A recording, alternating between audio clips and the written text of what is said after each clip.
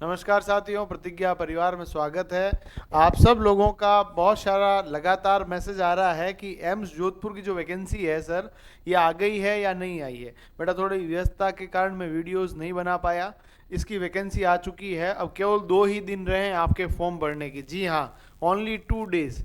आपके 2 दिन है, आप टाइम पे फॉर्म भर दीजिएगा। सबसे महत्वपूर्ण बात है, ये जो वैकेंसी थी पहले अलग अलग एम्स की अलग अलग जगह होनी थी, परंतु अब जो है इन्होंने कॉमन रिक्रूटमेंट के लिए कॉमन रिक्रूटमेंट एग्जाम इन्होंने हेल्ड कर दिया है। तो अपन लोगों को देखिएगा ध्यान से कि all India institute of medical science नई दिल्ली का जो नोटिस है, यानी कि एम्स दिल्ली का है, ये common recruitment examination CRE AIIMS के अंदर है। और ये जो various group of B and C की जो वैकेंसीज है, जैसे मान लीजिए एम्स ऋषिकेश हो गया, पटना हो गया, जोधपुर हो गया, है ना, अलग अलग जगह जो एम्स है उन सभी की एक कंबाइंड वैकेंसी आई है। और इस वैकेंसी की जो सीटें हैं 3000 से अधिक है। अब इसके जो फॉर्म है वो 17 नवंबर से शुरू होंगे और 1 दिसंबर तक इसके फॉर्म चलेंगे, यानी एकदम सुपर फास्ट है बेटा, बहुत जल्दी जल्दी होंगे। और इसके पास जो आपका फॉर्म का स्टेटस है कि एक्सेप्ट हुआ है या नहीं है, 5 दिसंबर को आप चेक कर सकते हैं। एग्ज़ाम जो है वो आपके पास 12 तारीख को एडमिट कार्ड आ जाएंगे, 12 दिसंबर की बात हो रही है, और 18 दिसंबर को इसके एग्ज़ाम हो जाएंगे। और एग्ज़ाम कहाँ कहाँ होंगे, इंडिया की जो मेन सिटीज़ है, जैसे मान लीजिए कोई शहर है, बड़ा शहर है, राज्य की राजधानियां हैं, वहां पर इसके एग्जाम्स होंगे। वैसे सेंटर उन्होंने दे रखे होंगे, उनमें से आपको एक चूज करना है। ओबीसी जनरल के लिए 3000 रुपए की फीस लगेगी। फीस बहुत ज़्यादा मात्रा में ले रहे हैं, बट अपन को नौकरी चाहिए तो फीस देनी पड़ेगी भैया। SC ST कैंडिडेट EWS के लिए 2400 रुपये है।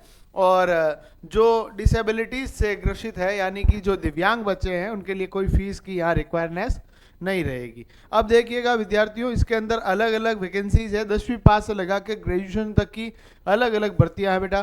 तो आपको यहाँ पर जो फॉर्म है वो एम्स दिल्ली की वेबसाइट से भरना है। एम्स दिल्ली की जो वेबसाइट है वो मैं आपको बता देता हूँ, emsexams.ac.in इसकी वेबसाइट है बेटा। और यहाँ पर देखिएगा, जो यहाँ पर फीस वगैरह मैंने आपको बताई दी है, एग्ज़ाम के बारे में बता दिया है। एग्ज़ाम जो होगा वो CBT बेस्ड टेस्ट होगा, यानी कंप्यूटर बेस्ड टेस्ट होगा।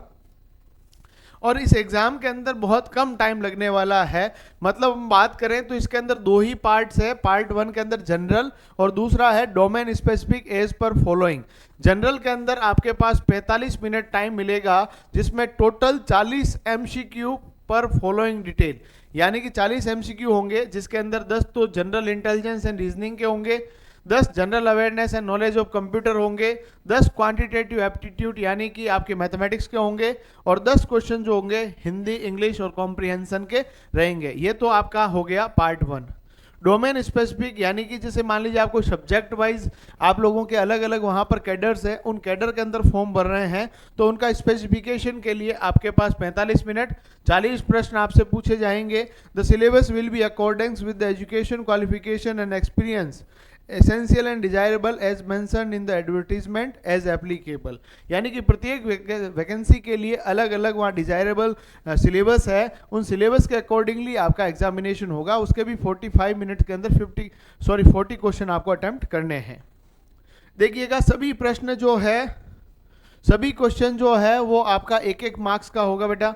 और सभी क्वेश्चन के अंदर आपके पास एक अच्छी बात है कि नेगेटिव मार्किंग नहीं है, there is no negative marking.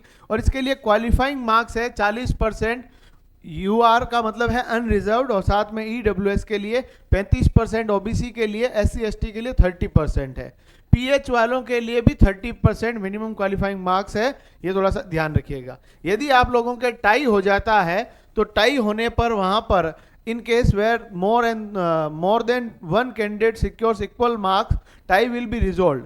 पहला तो क्या होगा, टाई होने पर first by marks in domain specific part with candidate with higher marks will be placed higher in merit. यदि आपके बराबर है तो डोमेन वाले पार्ट के अंदर जहां आपका सब्जेक्ट का नॉलेज है, जिसमें ज़्यादा नंबर होंगे, उसको ले लिया जाएगा।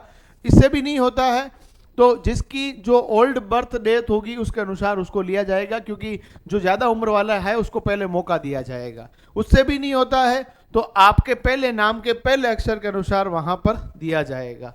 स्किल टेस्ट किसी के अंदर है तो स्किल टेस्ट भी वहाँ पर आपका कराया जाएगा। इसके अलावा आपके पास जो जो इंस्ट्रक्शंस है, कंडीशंस है, वो बता देता हूँ। आपको ये फॉर्म भरना है 17/11 से 1 दिसंबर के मध्य। आज 29 तारीख हो गई है, 2 दिन रहे हैं, टाइमली भर देना भाई। और 1 तारीख को भी 5 बजे तक भर देना, नहीं तो फॉर्म और एक्सेप्ट नहीं हो पाएगा। Reason for rejection status application वो 6 तारीख को पता चली जाएगा, फॉर्म आप भर देना।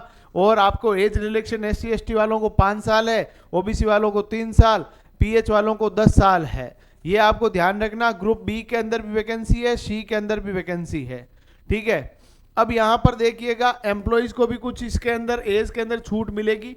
इसके अलावा मैं आपसे बातचीत करूँ तो भैया मोटा मोटी तौर पे यही है कि आप इसका टाइमली फॉर्म भर दीजिए, बिना कोई समय व्यतीत किए, समय रहते आप इसका फॉर्म भर दीजिए।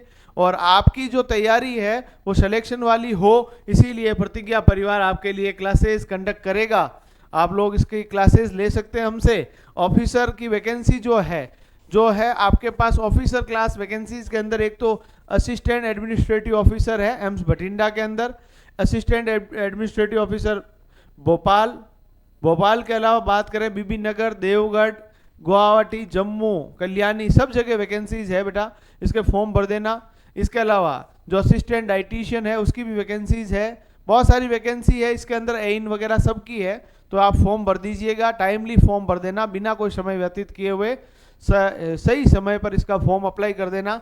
कोई भी दिक्कत हो आप हमसे संपर्क कर सकते हैं और टाइमली इसका फॉर्म भर दीजिए। बहुत बहुत धन्यवाद।